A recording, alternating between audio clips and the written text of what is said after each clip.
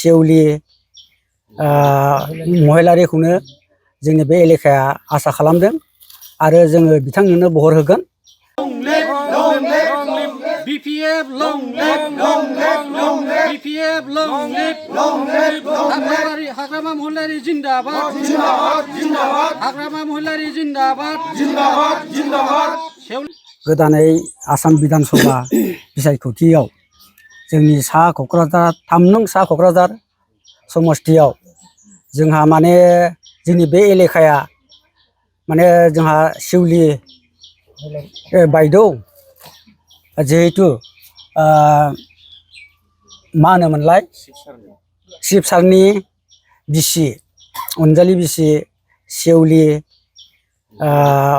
महिलारिखौनो जोंनि बे एलेकाया आसा खालामदों आरो जोङो बिथांनोनो बहर होगोन। दा जोङो बिथांखौ मालाबा आलासि हिसाबै लिंहरनाय जागोन।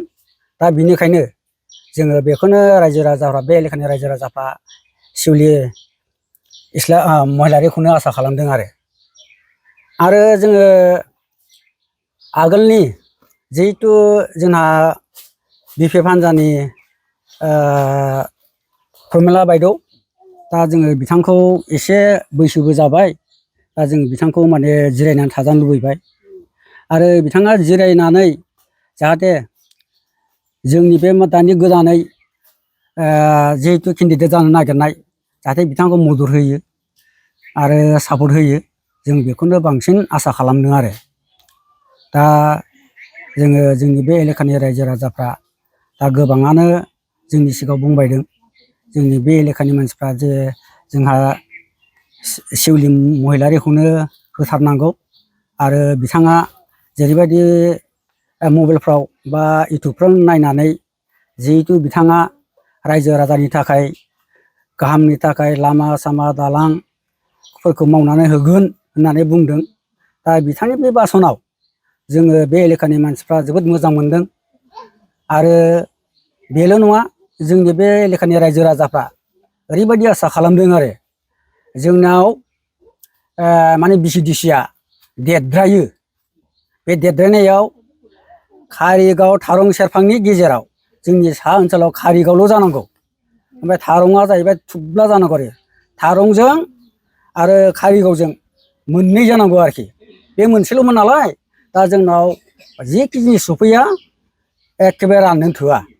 दा जाय चेयारमेन जागोन जाय मेम्बार जागोन बेफोर राननोनो रायजो राजाफोरजों बेले बेजे जाबाय थायो।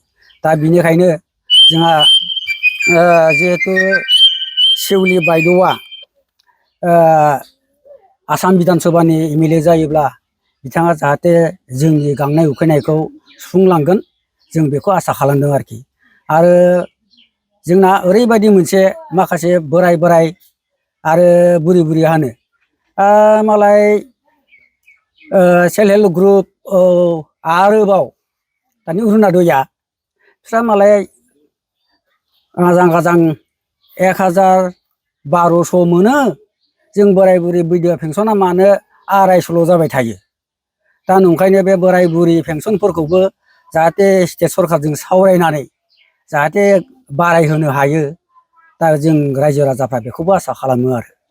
आं दा बारा गोलाव बुंनो सानला आरो आंनि थालांनायफ्रा बाथ्रा बुंनायफ्रा थालांबायदोंब्ला गुबुनफोर दंबावो बिथांमोनाबो बुंनो हागोन। दा आंनि बुंनाया बेनो आरो मोनसे थालांदों आरो जोंनाव थालांनाया दाथ' सोलिबाय थानाय जिहेतु एमएलए जोंहा सार लरेन्स इसलारि बिथाङाथ' दा जोंनि सा एलेकायाव जेबोखौनो मावखायाखै। सानसेखालि जोंनि 9 नं ब्रह्मपुर गामियाव एखे सासे न'खरा दंस' जाबाय आरो मैदेरजों सुरमासो गाफायजोब्बाय। मानसिया खुनुरुखुम बारग'दों। गावबो थांना नायबाय नायना नुबोबाय सासे एमएलएआ ओरैबायदि फैसा होबोदों 5000ल'। जों आसा खालामदोंमोन खुन्थिया बायनो बा न' थिं गोदान बायनो थाखाय 10,000सो होलांबाबो अरजायामोन। दा सासे एमएलएआ 5000ल' होलांनाया जोबोद अयनाय जादों आरोखि। आरो बिनि उनावबो अनेक मैदेर सिफायदों। थेवबो बिनिबो दासिमबो दाथ' सरखार जाबाय बिनि सिगाङाव दाथ' गावनि पावार दंबावो। दा बेफोरखौ एसे नायनानै होयोब्ला मोजां जागोन होननानै आं आसा खालामो आरोखि जों रायजो राजाफ्रा। नोंथांमोननि दा बिनिखायनो जोङो दा बिथाङाथ' बिथां दा जेनखागोन बायदि मोनखाबाय जोंहा दा सेवलियानो जाथारनांगौ जोंनि सानजा क'क्राझार 3 नं सानजा क'क्राझाराव सेवलि बायद'आनो जोंनि बे एलेकानि थाखाय नांथारगौ आरोखि नांगोन जोंनो। दा जोङो बे जायोब्ला जोंनि बे एलेकानि रायजो राजाफ्राबो जथेस्थ' सापर्ट होगोन आं बेखिनिखौनो बुंनानै दोनथ'नाय जाबाय आरो।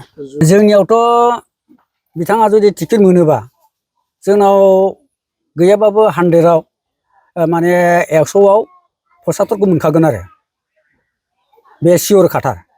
आरो जोंनि मावजानो लुबैनाया बेनो माखासे थालांनाय थारमाने ओरैबायदि नैबे दा नोंथांमोना ओरै बारबोदों बे 2 नं उत्तर बासबारि बै दालाङानो गैया।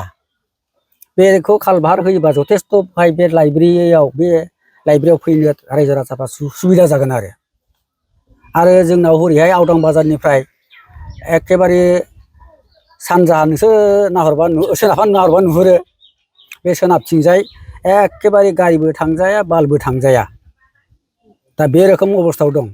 दा नंखायनो दा बेफोरखौ मावना होलाङो आरो रायजो राजानि गांनाय उखैनायखौ सुबिदाफोर होलाङो। दा जों बेखौनो आसा खालामो आरो।